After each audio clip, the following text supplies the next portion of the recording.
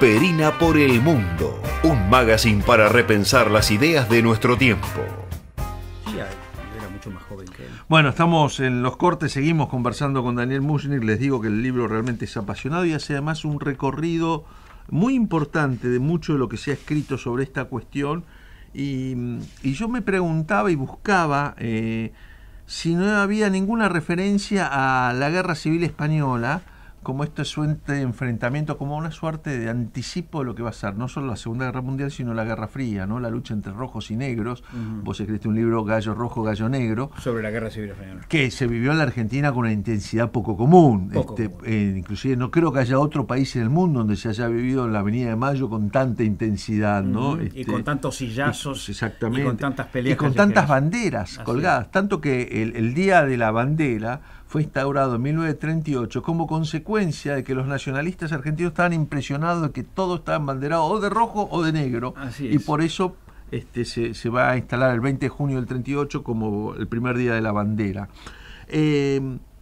Hablas de Abraham Guillén, que es el personaje que por ahí es un nexo en el tiempo, desde él fue capitán en la Guerra Civil Española, después estuvo en la revolución o los intentos de Arbenz en Guatemala, y después va a entrenar a los primeros grupos guerrilleros en la Argentina y a los tupamaros en Uruguay. Sí, digamos que formaba parte de la biblioteca teórica y práctica de la guerrilla urbana, de la formación de la guerrilla, del entrenamiento y de la voluntad de combate. Cosa que luego los cubanos exageraron muchísimo. Ahí hay un diálogo, en el libro te vas a encontrar con un diálogo en el cual Che Guevara recibe a un grupo de guerrilleros argentinos. Hay testimonios de todo esto, y esto lo cuentan quienes eran de alguna manera lugartenientes del Che Guevara, que Che Guevara recibía a los guerrilleros o aspirantes a guerrilleros, los que iban a la escuela de... Tengan en cuenta que ustedes ya están muertos. Bueno, esa frase es la frase... Es terrible, pero terrible. Bueno, pero ¿sabés que esa frase viene de la KGB y del antecedente de la KGB? Sí. Yo me he cansado de recomendar en los micrófonos el libro de Leonardo Padura, El hombre que amaba a los perros. Te recuerdo que a Mercader, cuando lo van a reclutar y le entrenan, le dicen exactamente eso. Usted ya está muerto, no tiene familia, no tiene pasado, no tiene futuro. Usted es nuestro. Así es. Bueno, ese tipo de manejos te demuestra que hay como una línea... de continuidad que abarca casi 40 años, ¿no? Hasta la caída del muro de Berlín y arrancando en los años 40 prácticamente. Fíjate vos que Cuba luego va a tomar el mismo esquema para enjuiciar, para los famosos juicios públicos. Lo que había hecho Stalin, Stalin lo había hecho en el 35, 36, 37, Fidel Castro lo hace más tarde, lo hace en el 60 y pico, ¿no? No, ¿cómo? En el 60 y pico y con ya en los 80. En los 80 con el suegro, Ochoa, tenés razón, con Ochoa. Con el suegro y los hermanos de la Guardia. Ahora, muchas veces se ha intentado, este libro me parece a mí que viene a cuestionar, como otros tantos, ¿no?, que han aparecido en los últimos, yo diría, años, inclusive los trabajos de Seferino Reato, lo que uno podría llamar los paradigmas de Seyse, de Berbisky y de Bonazo, ¿no? Esta idea de que la violencia en la Argentina tiene que ver con el golpe contra Perón. Todo esto demuestra que el golpe contra Perón está lejos de ser la causa principal. Sí, pero fíjate vos que acá hay un desprecio por parte de estos revisionistas del pasado, aquellos que elogian la década del 70, hay una línea fascista muy peligrosa, ¿no? El lunes pasado escuché una polémica entre Tito Palermo, Vicente Palermo y... en la Universidad de Itela, estuve a punto de ir. En la Universidad de Itela, muy interesante, en la cual, por supuesto, Horacio González no dijo nada, pero sí Josami dijo algo muy interesante, que te va a interesar a vos también y a todos los oyentes. Cuando Tito Palermo dijo que este gobierno lo que había hecho era haberse divorciado de los principios democráticos de la Constitución del 53 y de la Constitución del 94, Josami justificó.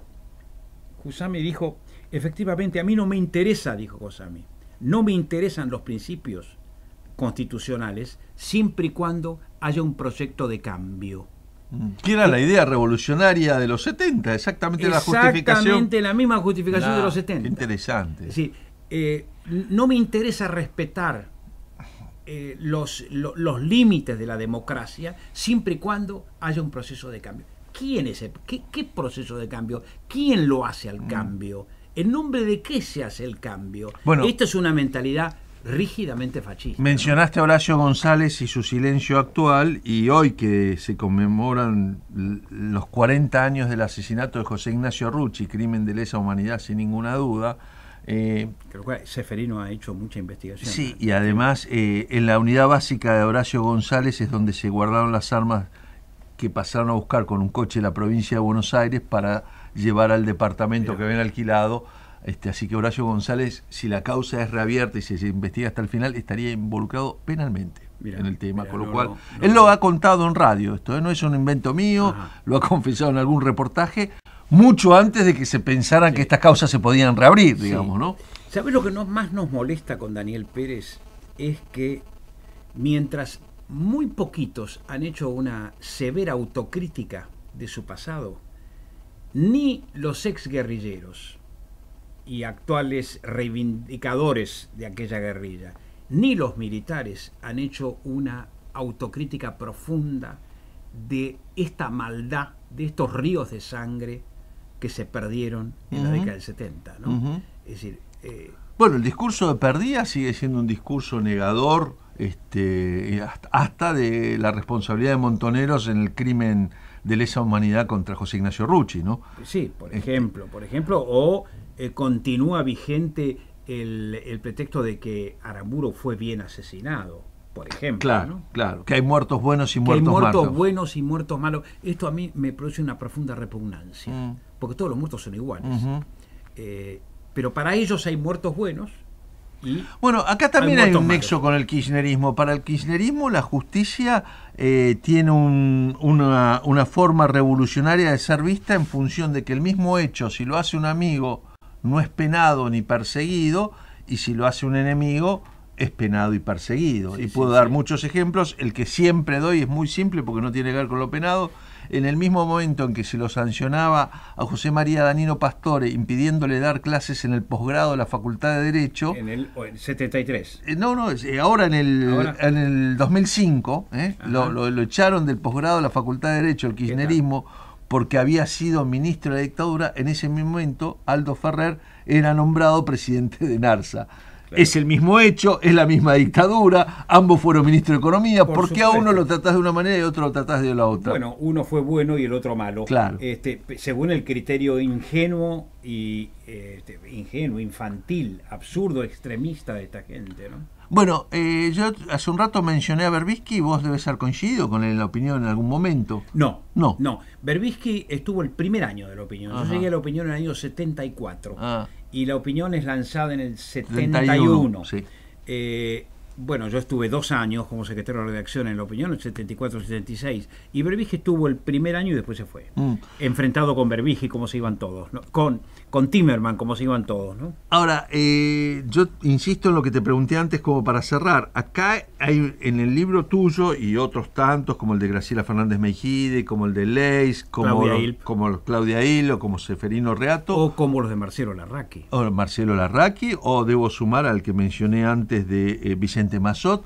Son todos libros que cuestionan los postulados de Bonazo y Berbisky, que son los postulados instalados a mediados de la década del 80, tanto en el mito de Seiza, tanto en esta idea de que los muchachos eran buenos chicos que respondían al golpe contra Perón del año 55, y me parece que... absurdo, ¿no? Sí, pero me parece que este es un debate que recién empieza, ¿no? Este es un debate que recién empieza, pero en la cual no quieren entrar bajo ningún punto de vista los admiradores de aquella movida extremista, loca y en parte asesina, ¿no? Y pensaba que estamos en el 2013, dentro de 4 años se van a cumplir 50 años de la muerte del Che Guevara, y ahí vamos a estar en el pináculo del debate, ¿no? Porque también hay que revisar la figura del Che Guevara. Mientras no haya una autocrítica, el país no va a poder pensar el futuro. Este es el lastre fenomenal que tenemos que enfrentar, ¿no? Gracias, Daniel, por habernos acompañado esta noche, y recomendamos Furia ideológica y violencia en la Argentina de los 70, Daniel Mushnik, Daniel Pérez, editado por Adriel.